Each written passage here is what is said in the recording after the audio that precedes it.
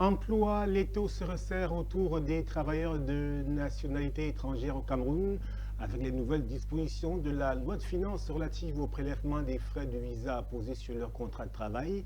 Le sujet est au centre d'un atelier de vulgarisation à Douala, présidé par le ministre de l'Emploi et de la formation professionnelle Issa Chirouma Bakari. Tensions intercommunautaires dans l'extrême nord, les communautés Mousgoum et Arabes Shoa sont à couteau tiré à la suite d'un conflit lié à l'occupation des terres dans le département du Logo-Nechari. Face aux tensions, des initiatives de dialogue émergent pour promouvoir la paix et réinstaurer la confiance au profit d'une coexistence pacifique de ces deux peuples. Voilà, madame, monsieur, pour les titres du journal sur Cam News 24 et ITFM 103 en direct de Garoua. Bienvenue à tous. Nous vous disions un titre donc, l'étau se resserre autour des travailleurs de nationalité étrangère au Cameroun avec les nouvelles dispositions de la loi de finances du 23 décembre 2024 relative au prélèvement des frais de visa apposés sur les contrats de travail des travailleurs de nationalité étrangère au Cameroun. Le sujet est au centre d'un atelier de vulgarisation de 3 jours présidé à Douala par le ministre de l'Emploi et de la formation professionnelle Issa Tiroma Bakari. Zobel Apollinaire Bon nous fait le point. La loi du 23 décembre 2024, promulguée par le président de la République Son Excellence Paul Biya, portant loi de finances du Cameroun pour 2025 sur les frais de visa apposés sur les contrats de travail des travailleurs des nationalités étrangères, porte exclusivement sur les frais de visa apposés sur les contrats de travail des experts ou consultants des nationalités étrangères et des pénalités. Des entreprises dont les étrangers étaient répertoriés dans nos fichiers comme des travailleurs jusqu'en 2022, qui sont devenus du coup des consultants individuels dans les mêmes entreprises à partir de 2023, grâce à des expéditions de greffe ou de registres de commerce obtenus auprès des services compétents de l'État, souvent en marge de la réglementation en vigueur. Certains travailleurs étrangers se sont fait établir de nouveaux actes constitutifs chez les notaires pour devenir des actionnaires ou des gérants associés sur papier sans un véritable capital d'investissement. Les effectifs concernés sont assez importants. 15 à 20 personnels de nationalité étrangère par entreprise. La loi des finances du 23 décembre 2024 apporte des éléments nouveaux à celle du 27 décembre 2022 relative au prélèvement des frais de visa apposés sur les contrats de travail des travailleurs de nationalité étrangère et qui présentait déjà quelques dysfonctionnements. Tout employeur faisant recours à un travailleur de nationalité étrangère en infraction aux lois et règlements en vigueur est puni d'une pénalité équivalente à 3 mois de salaire et traitement brut par personnel de nationalité étrangère employé en situation irrégulière.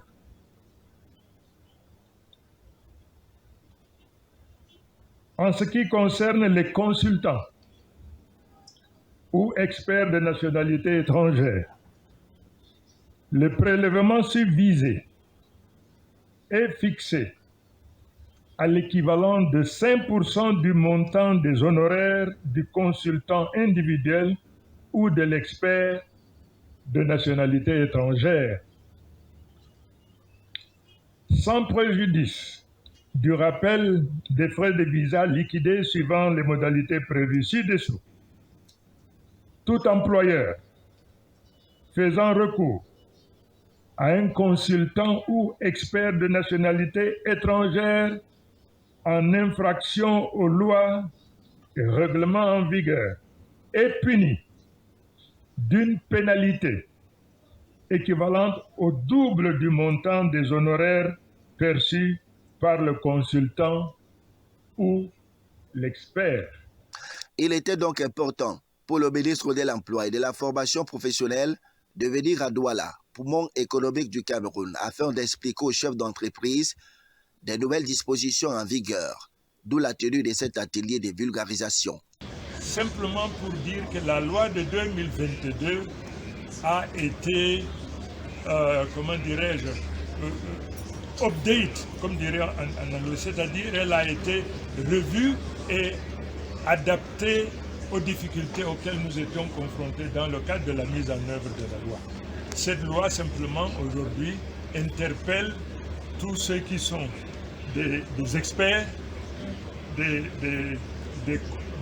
copropriétaires, de tous ceux-là qui passaient à travers les interstices, n'est-ce pas, de la maille qu'on a mise en place.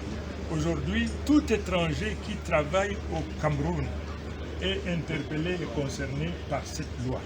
Le gouvernement camerounais, par le biais du ministre des Relations extérieures, a déjà pris langue avec les représentants diplomatiques des pays étrangers au Cameroun afin que ceux-ci puissent davantage sensibiliser leurs ressortissants.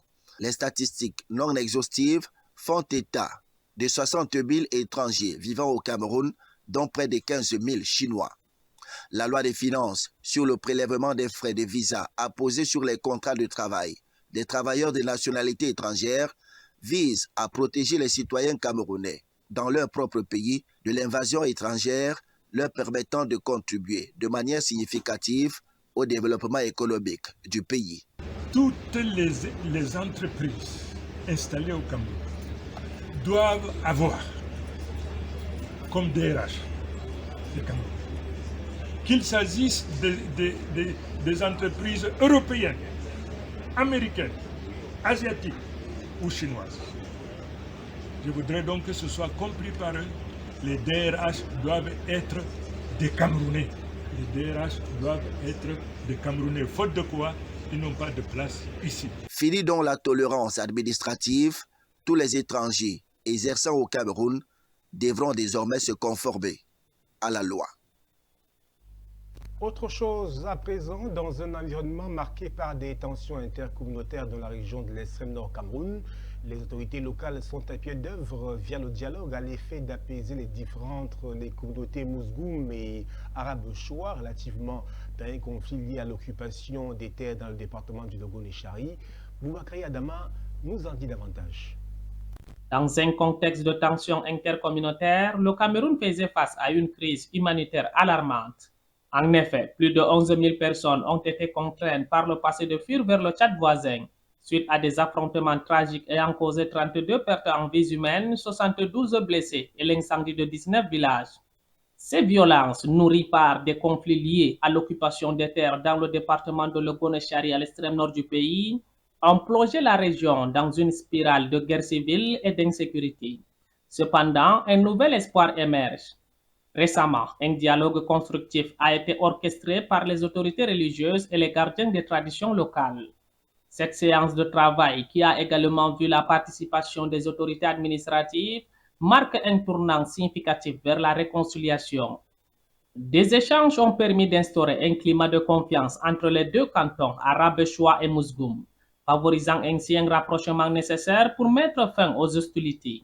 Les participants ont exprimé leur volonté commune de construire un avenir pacifique et harmonieux. Ainsi donc, au cœur du Cameroun, dans la région de l'extrême nord, l'espoir d'une paix durable renaît grâce à l'engagement collectif envers le dialogue et la compréhension mutuelle. C'est un pas décisif vers une coexistence pacifique. Ensemble, baptisons les fondations d'une paix durable pour les générations futures. Arabe-Choua et Mousgoum, désormais, main dans la main. La journée internationale contre les mutilations génitales féminines s'est célébrée le 6 février 2025, l'occasion de sensibiliser l'opinion publique aux pratiques de ces mutilations génitales féminines, mais surtout aux enjeux, aux dangers que représentent ces pratiques et surtout encourager les efforts allant dans le sens de l'éradication de cette manière de faire. Zobel Apollinaire. Les mutilations génitales féminines sont des interventions qui consistent à altérer ou à léser les organes génitaux de la femme pour des raisons non médicales. Elles sont considérées comme une violation des droits humains des femmes et des filles. Selon l'Organisation mondiale de la santé, entre 120 et 140 millions de femmes ont été victimes de cette pratique nuisible et dangereuse et 3 millions de filles continuent à y être exposées chaque année. La Journée internationale contre les mutilations génitales féminines est une occasion de rappeler que ces pratiques sont inacceptables et doivent être éliminées. Le gouvernement, les organisations internationales et la société civile doivent travailler ensemble pour mettre fin à ces violations des droits humains. Le thème de la Journée internationale contre les mutilations génitales féminines cette année est « Accélérer le rythme, renforcer les alliances et créer des mouvements pour mettre fin aux mutilations génitales féminines ». Cela souligne la nécessité de renforcer les efforts pour éliminer les mutilations génitales féminines et de créer des mouvements sociaux pour soutenir les femmes et les filles qui subissent ces pratiques. La situation des mutilations génitales au Cameroun est préoccupante. Bien que cette pratique soit interdite, elle continue de faire des milliers de victimes, en particulier dans les régions de l'extrême nord et du sud-ouest, ainsi que dans les grandes villes comme Yaoundé et Douala. Selon l'UNICEF, environ 1% des femmes camerounaises ont subi des mutilations génitales féminines. Bien que ce chiffre soit relativement bas par rapport à d'autres pays africains, il est important de noter que cette pratique est souvent cachée et peut être sous-déclarée. Le gouvernement camerounais a mis en place des mesures pour lutter contre les mutilations génitales féminines, notamment la formation des comités locaux pour sensibiliser les populations et la mise en place de programmes de santé pour les victimes. Cependant, il est important de continuer à sensibiliser les populations et à renforcer les efforts pour éliminer cette pratique néfaste. Les organisations de défense des droits des femmes, comme l'Association de lutte contre les violences à l'égard des femmes, travaillent également pour sensibiliser les populations et pour soutenir les victimes de cette pratique rétrograde. 10 ans après avoir fui les violences en Centrafrique, des milliers de réfugiés résident toujours au Cameroun. Si la solidarité des communautés locales est louable, les besoins humanitaires, quant à eux, prennent de plus en plus du volume, de l'urgence des mesures visant à renforcer la protection des réfugiés, mais aussi à favoriser leur intégration durable. Roméo Ben Yalam. 10 ans après leur arrivée massive dans les villages d'Engam et Borgo, dans la commune de Diohong, département d'Umbéré, région de la Damawa, plus de 21 000 réfugiés centrafricains continuent de cohabiter avec les populations locales. Sous la protection du HCR, ces communautés fragilisées par la crise humanitaire font face à des défis persistants. Nous savons tous que dans les zones, les localités qui accueillent les réfugiés, il y a une pression excessive sur la déforestation. Les réfugiés qui exercent, il faut le reconnaître, une certaine pression sur l'environnement du site d'accueil à planter davantage des arbres. Et cette plantation d'arbres contribuera à améliorer l'environnement de vie et certainement à améliorer la santé de ces réfugiés. Lors de la récente rencontre entre la représentante adjointe du HCR et le gouverneur de la Damawa, les enjeux de la cohabitation et de la protection des réfugiés ont été au cœur des discussions. En effet, l'occupation de près de 70 000 hectares dans les deux sites par les réfugiés principalement pour l'agriculture, les pâturages, l'exploitation forestière exerce une pression considérable sur les ressources naturelles et génère des tensions avec les communautés d'accueil. C'est vrai, à un moment donné, il y avait des charges additionnelles qui se sont posées, notamment en termes de partage d'espace de pâturage, en termes d'espace de culture. Nous sommes conscients de l'environnement global qui n'est pas favorable par rapport à la mobilisation maximale des ressources. Mais nous restons optimistes. Le HCR vient de confirmer qu'il continue à faire des efforts pour pouvoir mobiliser ces moyens afin que les réfugiés se sentent de plus en plus à l'aise, de plus en plus intégrés dans notre pays. Le départ volontaire de certains réfugiés, couplé au retour d'autres témoins de la complexité de la situation. Pour faire face à ces défis, le HCR et les autorités camerounaises se sont engagés à renforcer la protection des réfugiés et à améliorer la cohabitation avec les populations locales et à soutenir les initiatives de développement durable. Nous sommes plus de 10 ans après, les populations réfugiées sont maintenant très bien intégrées avec les populations locales. Donc c'était juste une visite de terrain, de rencontre, d'évaluation et de voir, comme l'a évoqué monsieur le gouverneur, de voir maintenant, de regarder un peu les solutions durables et de regarder un peu, de continuer les efforts, d'avoir des financements supplémentaires pour continuer nos activités d'intégration des réfugiés et d'assistance aux populations locales. La participation de la PRM, Population Refugees and Migration, et du bureau du pays HCR souligne l'importance d'une approche régionale et coordonnée pour trouver des solutions durables à cette crise humanitaire. Santé publique, le monde vibre au rythme de la 156e session du Conseil exécutif de l'Organisation mondiale de la santé qui s'est tenue à Genève en Suisse. Le Cameroun a pris part aux assises à travers son représentant, le ministre de la Santé publique, Manaouda Malachi. Le point avec Zobel Apollinaire-Bon. La 156e session du Conseil exécutif de l'Organisation mondiale de la santé revêt une importance capitale au regard des enjeux de santé mondiale, notamment la couverture sanitaire universelle, les maladies transmissibles, la santé mentale et la réduction de la mortalité infantile. Prenant la parole en sa qualité de troisième vice-président du Conseil exécutif de l'Organisation mondiale de la santé, le ministre camerounais de la Santé publique a mis en avant plusieurs enjeux cruciaux pour la santé mondiale. Le docteur Manaouda Malachi a souligné l'importance de l'auto-soin dans le cadre de la couverture sanitaire universelle. Il a par ailleurs plaidé pour une intégration des pratiques d'auto-soin dans les stratégies de santé publique afin d'améliorer les systèmes de santé à l'échelle internationale. Le patron de la santé camerounaise a également insisté sur la nécessité d'une approche globale pour lutter contre les maladies transmissibles en prenant en compte les déterminants sociaux de la santé. En outre, Manaouda Malachi a appelé à des mesures immédiates et à des stratégies novatrices pour réduire la mortalité infantile qui constitue un défi persistant pour de nombreux pays. Il a enfin souligné l'importance de la santé mentale qui doit être abordée en tant que sujet distinct et a appelé à une attention accrue aux défis croissants rencontrés dans ce domaine. Cette rencontre est bénéfique pour le Cameroun qui souhaite renforcer son système de santé pour offrir une couverture santé universelle à sa population, renforcer sa capacité à lutter contre les maladies transmissibles telles que le VIH-Sida, la tuberculose, le paludisme. Le pays souhaite également améliorer la prise en charge de la santé mentale, souvent négligée lors des débats de santé publique, mais surtout réduire la mortalité infantile qui constitue un défi important pour le système de santé mondial. La rencontre de Genève va se refermer le 11 février prochain avec des résolutions qui serviront de fil conducteur à la nouvelle vision de la santé mondiale.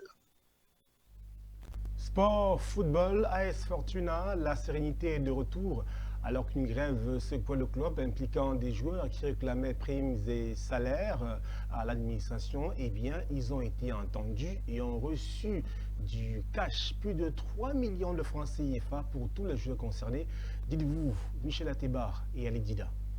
Après plusieurs jours de grève, les joueurs de AS Fortuna d'Info ont retrouvé le chemin des entraînements jeudi au terrain des brasseries Aïkié, Yaoundé. Un retour à la normale qui intervient suite à la cessation d'activité initiée par le groupe. Les joueurs avaient exigé de leur administration les primes des 3 rencontres déjà remportées, les salaires impayés, la prise en charge des joueurs blessés et bien plus. Ils avaient consigné leurs réclamations dans une lettre collective adressée à l'administration. Face au mutisme du staff administratif, Tous ont décidé de tout stopper jusqu'à régularisation de leur situation. C'est fait depuis jeudi grâce à la médiation de l'agent de joueur Maxime Nana et grand ami de Roger Noah, président décédé de AS Fortuna. Une somme de plus de 3 millions de francs CFA a été versée à tous les joueurs et proportionnellement à leurs revendications. Un geste abondamment salué par les concernés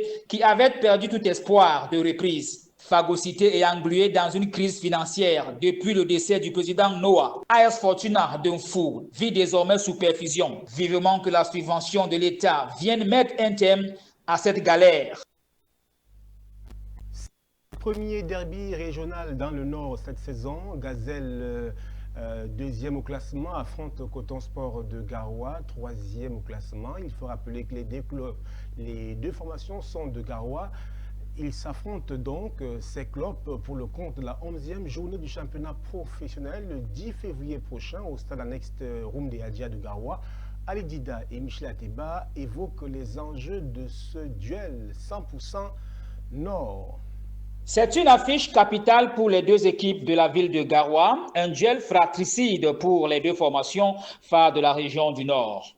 D'un côté, Gazelle FA de Garoua, deuxième au classement avec 20 points. Les Sky Blues cette saison, c'est 6 victoires, 2 matchs nuls et 2 défaites. Les poulains du coach Alioum Kada sortent d'une contre-performance surprise lors de la 10e journée, battue à Garoua 1-2 par Bambotos de Bouddha.